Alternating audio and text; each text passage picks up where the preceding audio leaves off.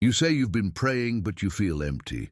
You listen to the word, but it doesn't resonate with you anymore. You open the Bible, but it's like reading something distant, as if it was written for others in another time, for people stronger, more steadfast, less broken than you. You repeat to yourself that you believe in God, but within your silence, there's a restlessness that doesn't cease. You smile, but you know you're not okay. No one notices because you've learned to hide it, and yet inside you there's a struggle, silent, stubborn, exhausting, against something you can't name. It's the flesh, but not as you've always heard it. It's not just a sin here, a mistake there. It's the flesh as a prison for your thoughts, as a saboteur of your emotions, as that which distorts what you feel, what you see, what you say. Watchman Nee spoke of this with a clarity that few have dared to touch. The flesh remains alive even when the old self has been crucified. And that's why you're tired, because you thought that if you were in Christ, you wouldn't feel these pains, this instability, this exhaustion anymore. But the spirit and the flesh are in opposition, and this confrontation happens in the dark, in the innermost being, in the places where no one else has access. It's when you're alone that this war intensifies. When no one demands anything of you, but you still demand it of yourself. When there's no hostile word from the outside, but inside you, accusations echo that don't cease. And you ask yourself, why am I still like this? Why do I keep stumbling over the same things? Why do I say what I don't want to, think what I abhor, and feel what I'd rather not feel? You've tried to silence these voices, you've fasted, you've sought advice, you've tried to convince yourself that it's just a phase. But something inside you remains restless, like a thirst that isn't quenched. And do you know why? Because the flesh isn't overcome with effort. No discipline is sufficient. No behavior changes the essence. Victory over the flesh only exists when you surrender.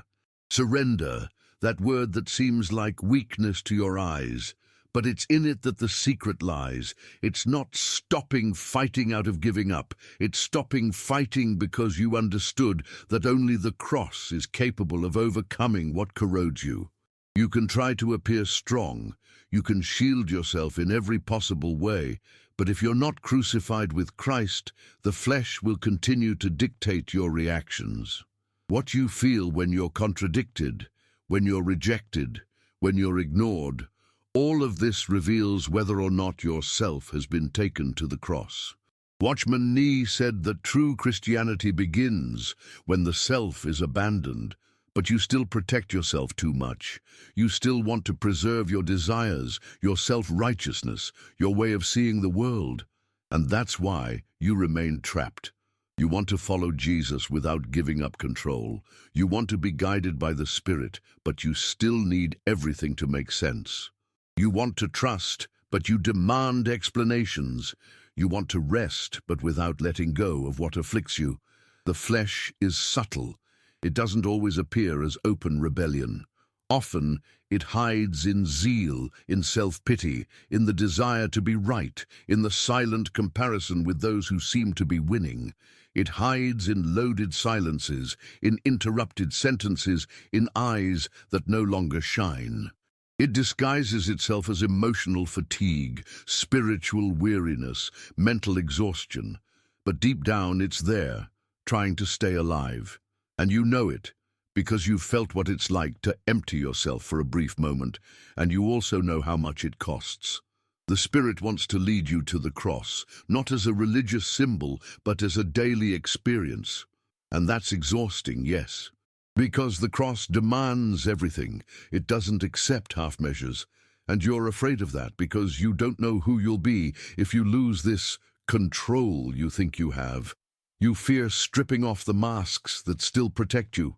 You want healing, but you still resist the touch that exposes. You want to be free, but you avoid the confrontations that reveal your prisons.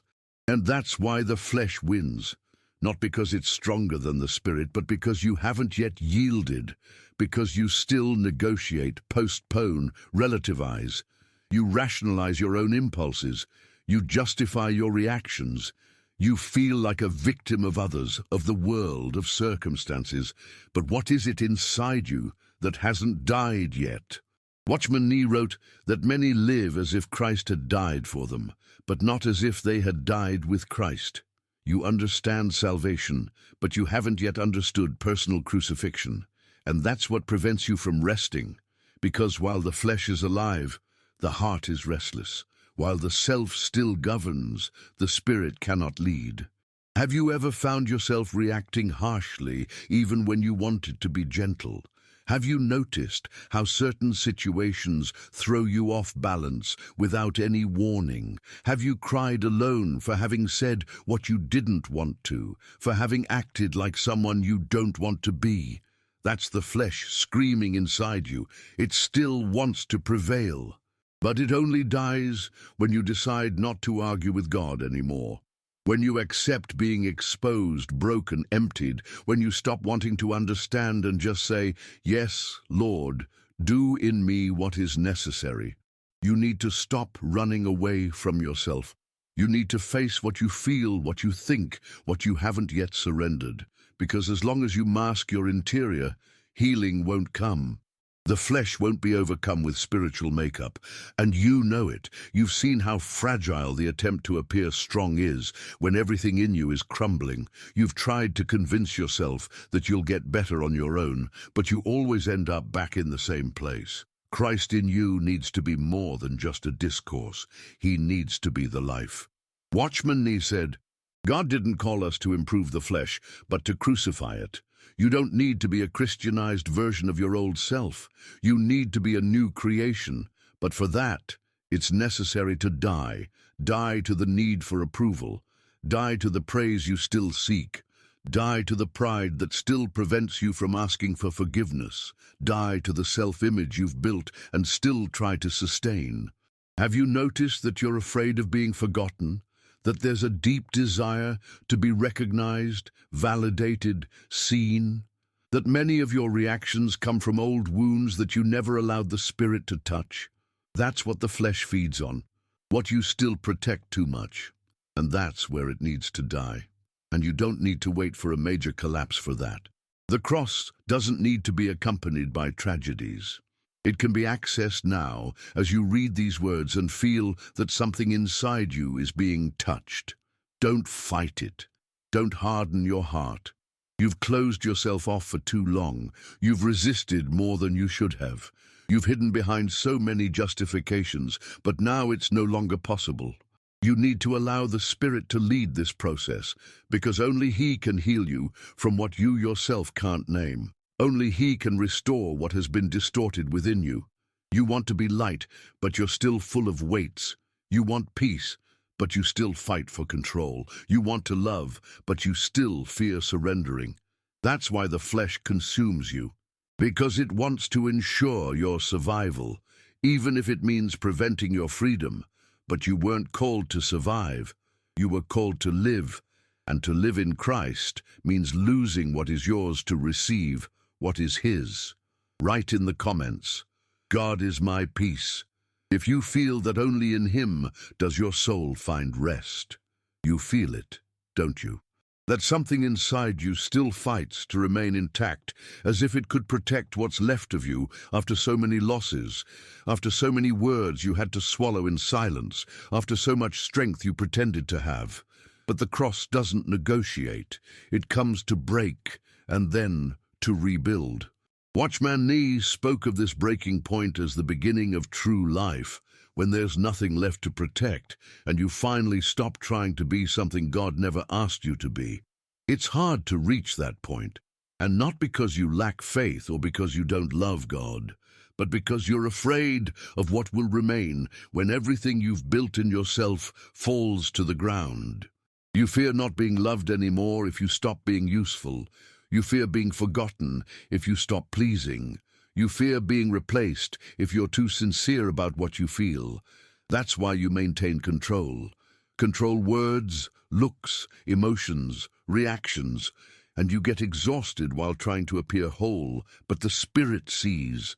He sees what no one else sees. He notices the tightness in your chest that you hide behind fulfilled commitments. He knows the tension that inhabits your body even when you're silent. He hears the thoughts you don't verbalize, and he doesn't judge you for it. But he won't let you continue like this, because the life he has for you doesn't fit inside this shell of strength and self-protection. You are called for more. Not more tasks, more performance, more perfection, but more life, more truth, more freedom. Only freedom doesn't happen when everything calms down. True freedom begins when you surrender, when you stop justifying your pain and start surrendering it, when you stop rationalizing your reactions and start allowing the Spirit to reveal the roots. You can't heal if you keep running away from the mirror. You need to look inside without fear of what you'll find. God has already seen. God already knows. God has already cried with you when no one else noticed that something was wrong. It's not from Him that you need to hide. It's to Him that you need to draw near, without masks, without fear, without rehearsed speeches. Watchman Nee wrote that the Holy Spirit didn't come to comfort us in our flesh, but to lead us to the cross. That doesn't sound pleasant, and perhaps that's why so many today live exhausted, trying to sustain a spirituality that never descends to the level of the wounded soul, the repressed emotions, the troubled mind. But that's where the Spirit wants to act. That's where the flesh needs to die. Not only in visible behavior, but in the essence of what moves you. Have you ever caught yourself trying to impress God with your disciplines?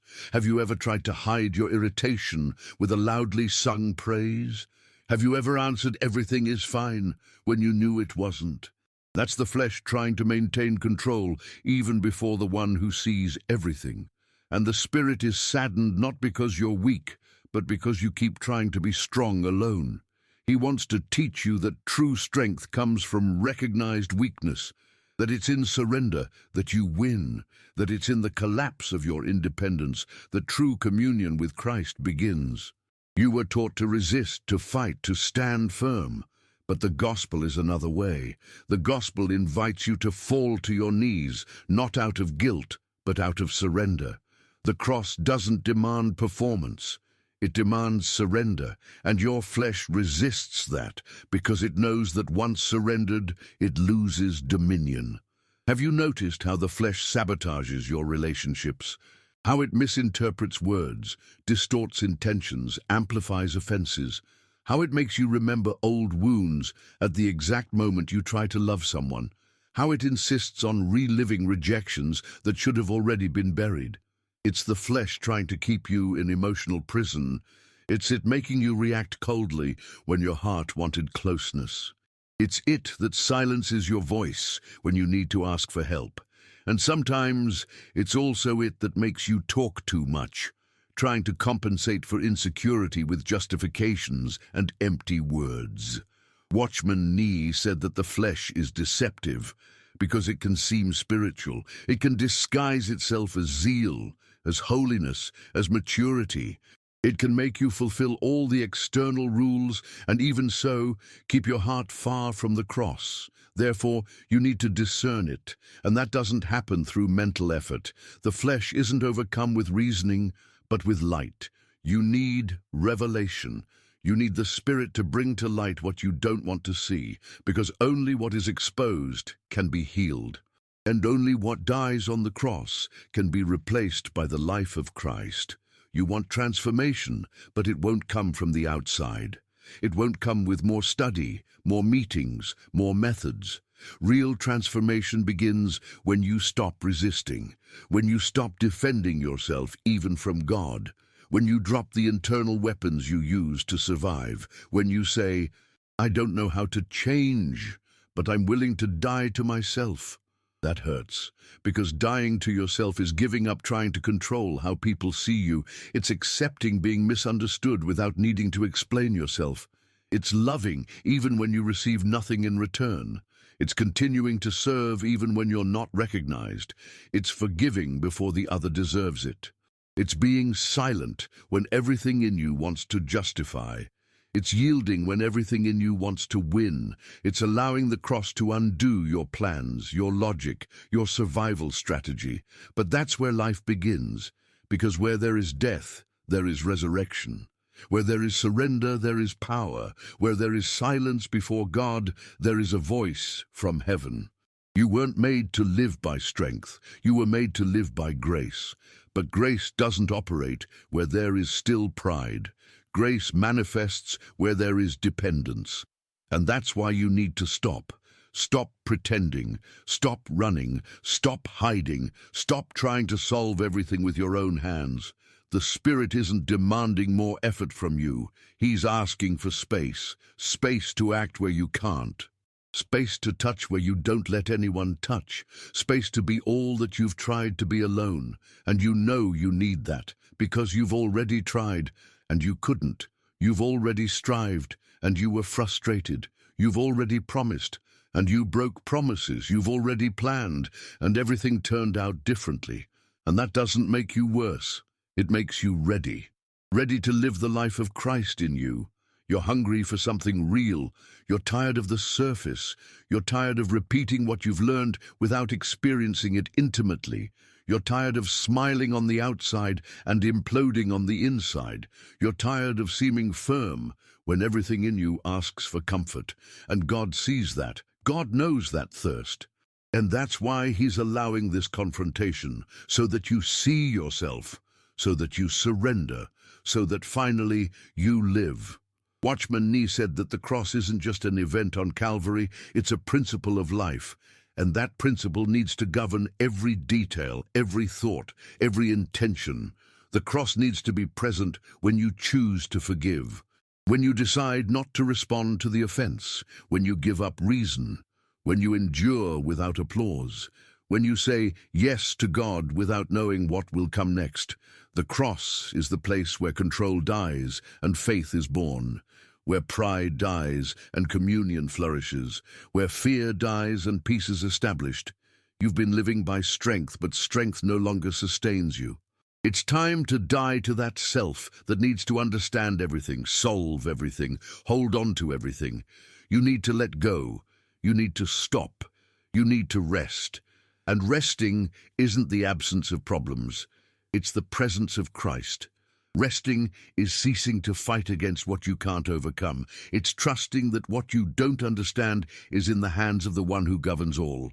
And you'll only achieve this when you stop negotiating with God, when you stop trying to keep parts of your life under control, when you decide that if it means losing everything but gaining His life, it's worth it. And it is, because everything you hold on to for fear of losing is holding you back, and everything you surrender, He transforms. You'll come to realize that what you feared losing most was exactly what was preventing you from living. You'll come to realize that the pain you so desperately avoided was the gateway to the healing you sought. You'll come to realize that the weakness you so carefully concealed was the fertile ground where God's grace wanted to grow. But for that, you need to go to the cross. You need to stop running from yourself. You need to let the Spirit lead, even when it doesn't make sense. You need to trust His voice more than your own reason. You need to die, not symbolically, but really. Die to applause, die to fear, die to control, die to yourself. Because only when you die will Christ live in you, and that's the only life worth living. Write in the comments, God is love. If you have experienced His infinite care, you feel like you've already yielded too much, that you've already given yourself away too much, that you've been vulnerable for long enough. But still, there's a stifled cry inside, a suffocated clamor that you try to silence yourself. Because there are parts of you that resist, parts that still say, not now, not like this. And this no manifests in the details, in the exhaustion that doesn't go away, in the prayer you avoid, in the tears you hold back, in the conversation you postpone. Watchman Nee called this preservation of the self, a kind of internal shielding that even looks like zeal, but it's just fear of dying, fear of being undone, fear of not being rebuilt after the cross. But you don't realize that the more you try to stay alive in this old form, the further you move away from real life. What you want to protect so much isn't your essence. It's the shell that the flesh molded for you to endure the world, to survive the losses, the rejections, the heavy silences that marked your history. And this shell, which was once a shield, is now a prison. You close yourself off so much trying to keep what's left that you don't realize you're preventing God from putting something new in its place. You have this impulse to solve everything alone, this habit of not letting anyone see how tired you are. And even when God shows you that He wants to do it, you respond with quick action, with a new plan, with a strategy to collaborate. But that's not what He needs. He doesn't need help. He needs space. And you haven't given that space yet because the flesh can't stand being passive. The flesh wants to be in control, wants to lead, wants to act. The flesh hates to depend. And that's why you stay busy, mentally overloaded, emotionally scattered. You get confused by your feelings. You think that because you still feel anger, you're still far from God. That because you still think what you shouldn't, your faith is weak. That because you still feel envy, jealousy, or resentment, your spiritual life has no value. But that's not it. Watchman Nee reminded us that the flesh isn't destroyed by the absence of temptation, but by the continuous decision not to surrender to it. You'll continue to feel. You'll continue to be provoked, touched in your fragile spots. The difference is in who you let respond, the flesh or the spirit. And yes, many times you let the flesh respond, in the impatient look, in the silence full of judgment, in the pride that prevents you from apologizing even when you know you were wrong.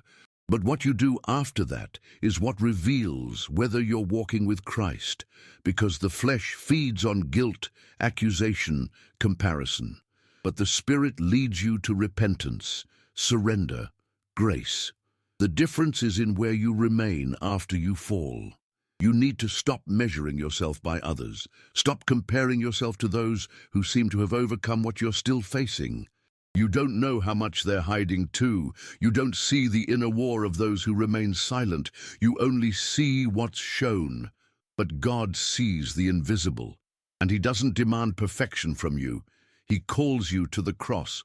The cross is the place of truth, where nothing is hidden, where everything artificial dies, where everything human is exposed, and where everything that is His begins to be born. You want to be stable, but you're still guided by emotions.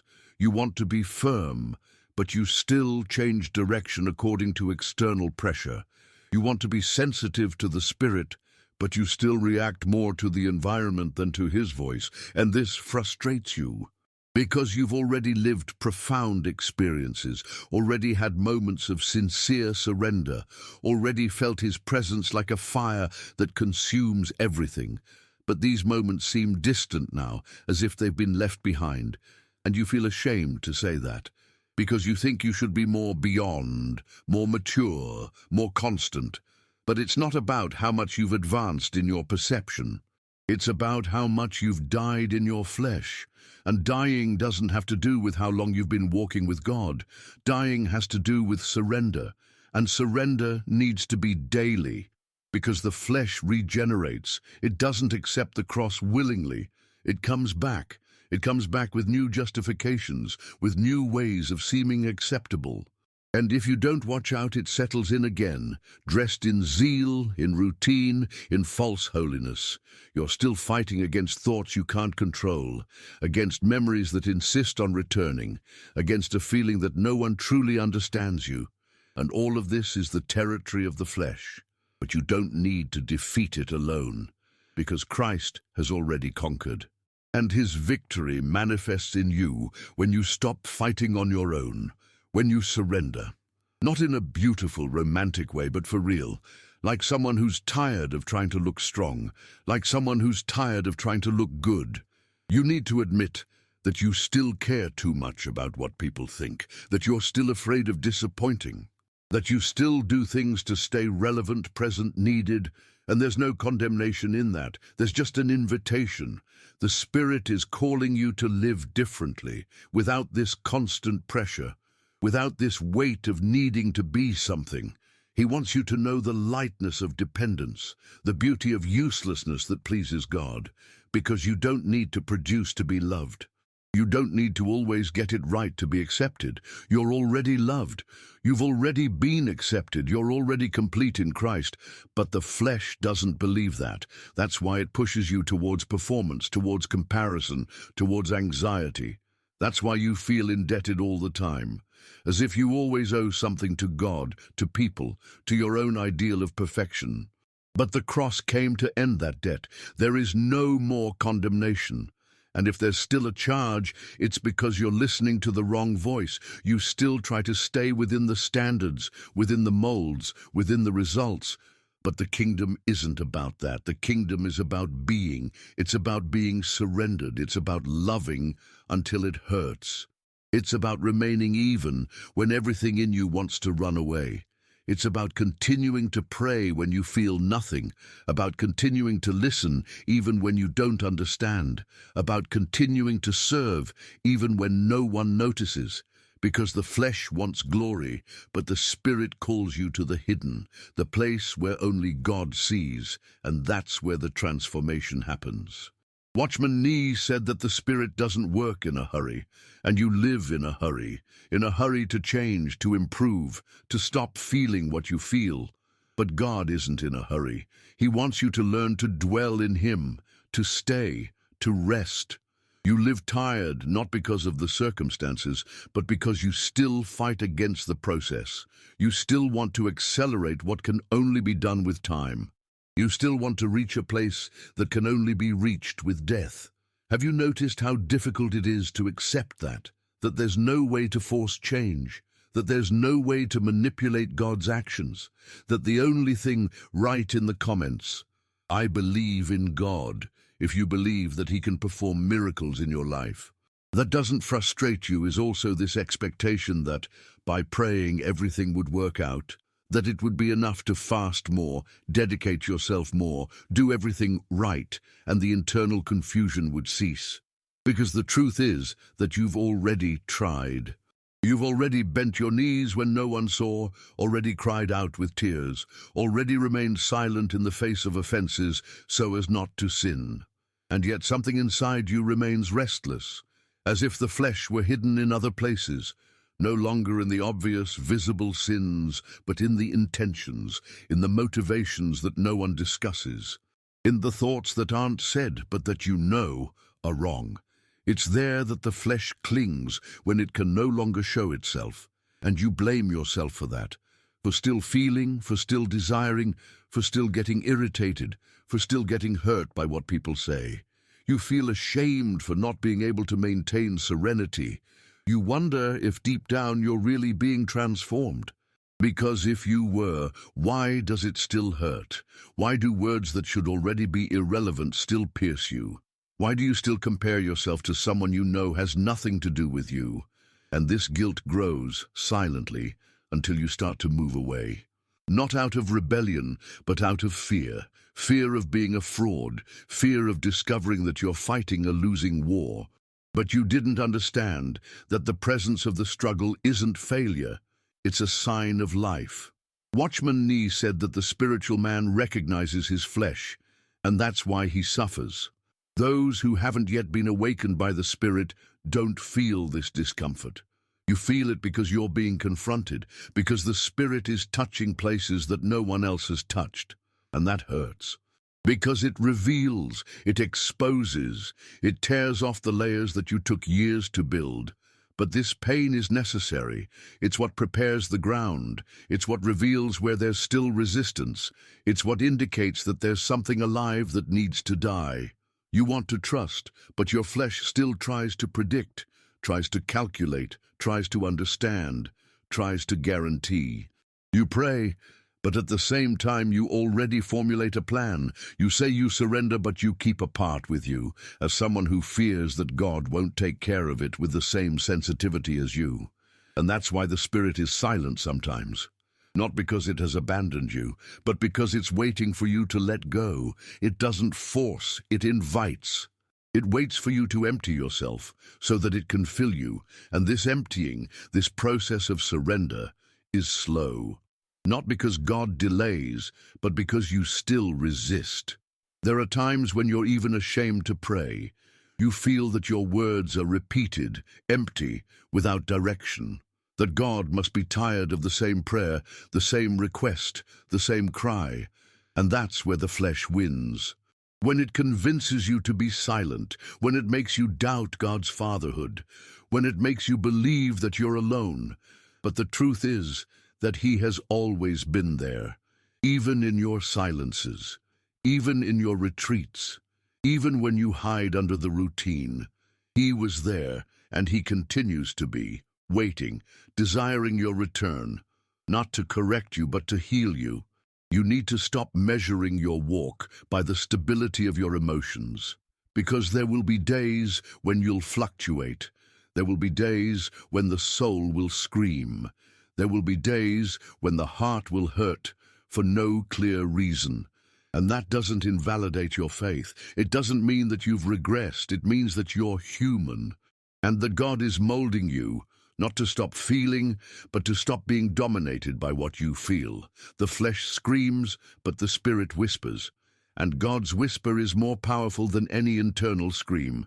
You just need to be silent to hear it. It's no longer strength that you need. It's surrender. It's no longer performance. It's surrender. It's no longer knowing what to do. It's trusting in who already knows.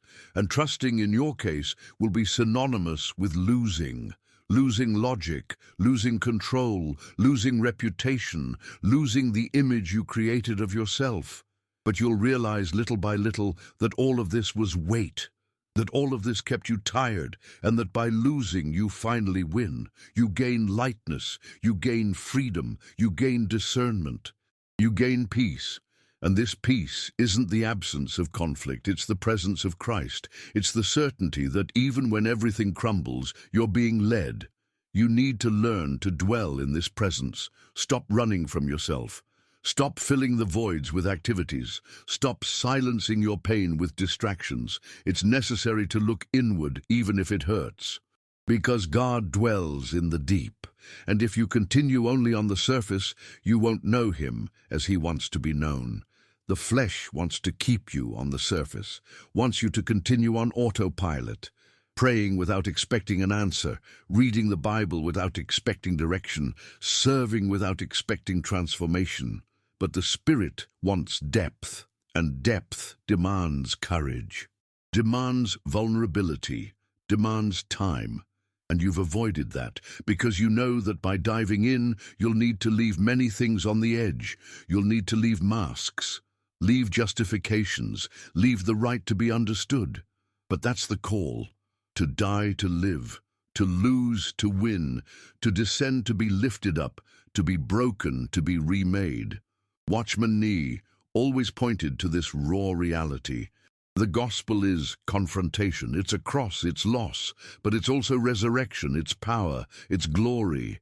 You weren't called to survive, you were called to live the life of Christ, and this life isn't manifested in you while there are still parts of you governing. It's all or nothing. Either He lives in you, or you continue trying to live for Him. You need to make peace with the process. Understand that being molded hurts, that maturing spiritually isn't becoming immune to the world, but becoming more sensitive to God. You'll continue to feel, but you'll react differently. You'll continue to fight, but you'll know where the victory is. You'll continue to stumble, but you'll get up more quickly, because the flesh will try again. It always tries. But when you learn to crucify it daily, it loses strength. It loses space. You start to realize that the real war isn't against others. It's within you. It's in how you interpret, how you respond, how you decide to keep going. That's where the Spirit works, transforming you from the inside out, not to make you flawless, but to make you real. You don't need to pretend anymore. You don't need to prove anything. You don't need to win alone anymore. You've already lost too much trying to stay in control. You've lost sleep. You've lost simple joys. You've lost relationships. Now it's time to lose that self that no longer represents you. That self that learned to be silent when it should have spoken, that learned to yield when it should have confronted, that learned to hide when it should have been seen. You don't need that anymore.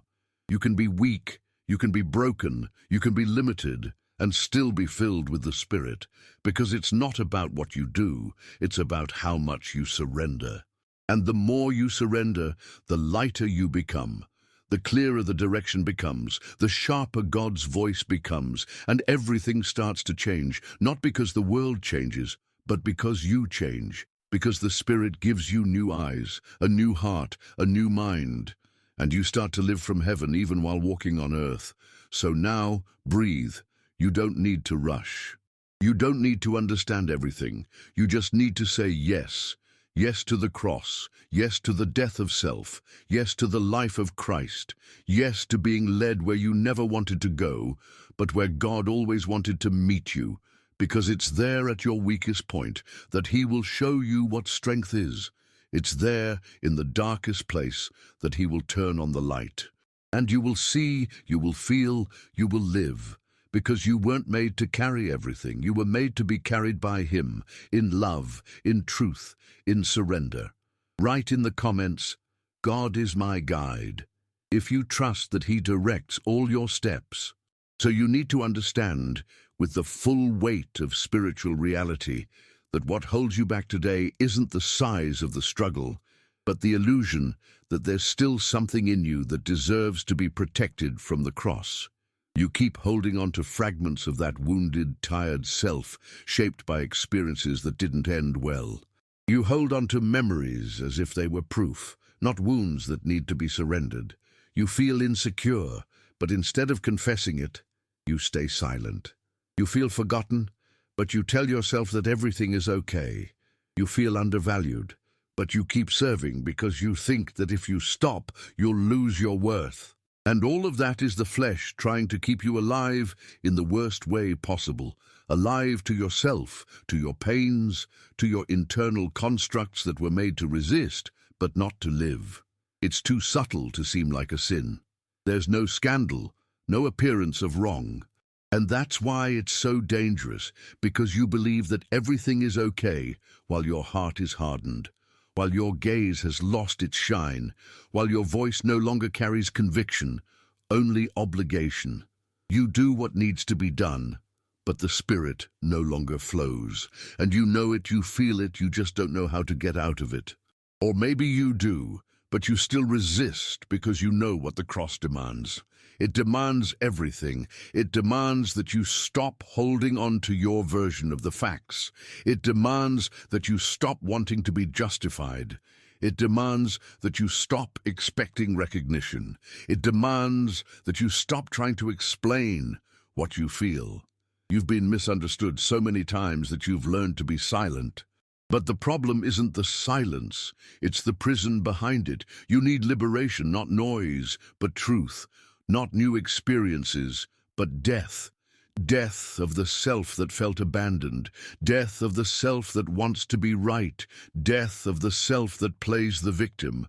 You need to stop fighting for a place that the Spirit already wants to occupy.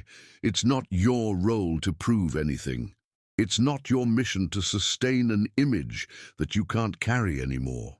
Watchman Nee was clear in saying that the flesh can hide even within spiritual zeal. And you know what that is. You've hidden behind discipline. You've used obedience as a shield to avoid facing the emptiness you felt. You've pretended to be okay because you thought that if you admitted the pain, it would mean failure. But the real failure is continuing to pretend. The real failure is moving away from the cross, afraid of not being accepted, when in reality, that's where everything begins again. That's the starting point. It's not performance that makes you acceptable, it's surrender. You can be surrounded by people and still be lonely. You can be involved in ministry and still be empty. You can be quoting verses and still be far from life. Because the flesh knows how to disguise itself, but the cross unmasks. The cross removes the ornaments. The cross undoes the structure. The cross isn't content with appearance. It demands essence. And you are being called to that. It's not just any invitation, it's a calling, a cry from heaven saying, leave everything, come live in me. Die to what you think you need and see what I can do. You're fighting against tiredness you can't even name. They're small accumulated surrenders, repressed desires, conversations you never had, answers that never came. And all of that stayed there, stored, compressed inside you. But God doesn't want you to live like that. He doesn't want you at your limit. He doesn't want you surviving. He wants you full. He wants you free. He wants you whole. But for that, you need to lose what you've always tried to keep. You need to let go of controlling your own healing. It's no use trying to define the time, the form, the method. The Spirit has its own way of working, and sometimes He breaks before He restores.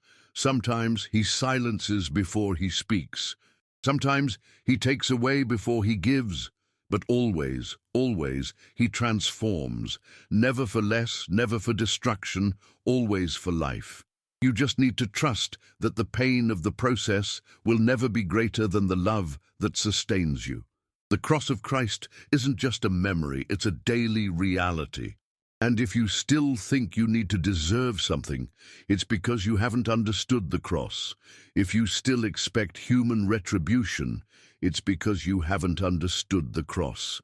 If you still measure your worth by what you can do, it's because you haven't understood the cross. It says that it's already done, that you're already accepted, that you're already loved, that you're already seen. And that's what the flesh hates because it wants to conquer, to be proud, to feel necessary. But grace doesn't need that. Grace is scandalous to the flesh because it gives without demanding, because it loves without condition, because it welcomes even when everything falls apart. You've wasted too much time trying to be strong. You've spent too much energy trying to maintain composure. Now it's time to break, not as someone who gives up, but as someone who surrenders. And in that surrender, you'll discover that God never demanded perfection. He just wanted you whole, with your traumas, your fears, your contradictions. He wanted you without the filters, without the rehearsed speeches, without the spiritual poses. He wants to dwell where no one else enters. And that place is real. It's inside you. That place where you hide. That place where you don't let anyone touch. That's where He wants to make His home. Watchman Nee said that Christ doesn't live for us. He lives in us. And that changes everything. It's not about striving more. It's about allowing. It's not about conquering something. It's about carrying the presence. It's not about standing out. It's about dying to yourself. And that life only manifests when you stop trying to be who you think you should be and accept being who Christ has already said you are. Chosen, forgiven, called, full of purpose, full of destiny. But to live that, you'll have to say no to the flesh every day. When it calls you to argue, when it reminds you of what you've lost, when it offers you false comfort, when it makes you believe that you're alone. You'll have to choose the cross. You'll have to choose the Spirit. You'll have to choose faith, even when you don't feel anything, even when everything seems silent, even when the answer doesn't come. And little by little, you'll realize that what used to hurt you no longer reaches you, that what used to paralyze you no longer holds you, that what used to break you down no longer has a voice. Because Christ now lives, and when He lives, the flesh is silent. When He reigns, the soul rests. When He dwells, everything changes, not from the outside in, but from the inside out, without haste, without spectacle, just truth. So, stop. Don't pretend anymore. Don't force anymore. Don't try to sustain what's no longer standing. Let it fall. Let it die. Let it be undone. Because what is of Him will remain, and what is not needs to go. And you know that, you feel that, you just need to say yes, without resistance, without reservation, without fear. And if fear comes, take the fear with you to the cross, because even fear surrenders when grace is revealed. So now, take a deep breath and decide. Decide to live what He has. Decide to die to yourself.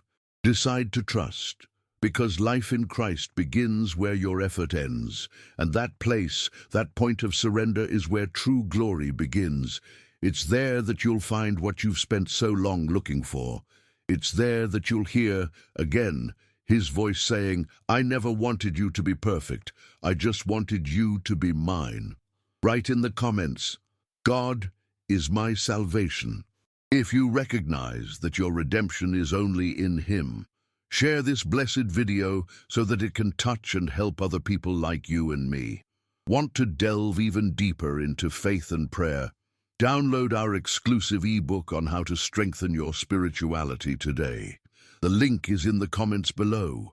Don't forget to click the subscribe button if you haven't already. Thank you very much from the bottom of my heart for being part of our faith community. If you want to support our channel a little more, consider becoming a member of our channel. I leave here 2 more videos so that you can continue your spiritual search and growth in faith. Thank you, and God bless everyone. See you later.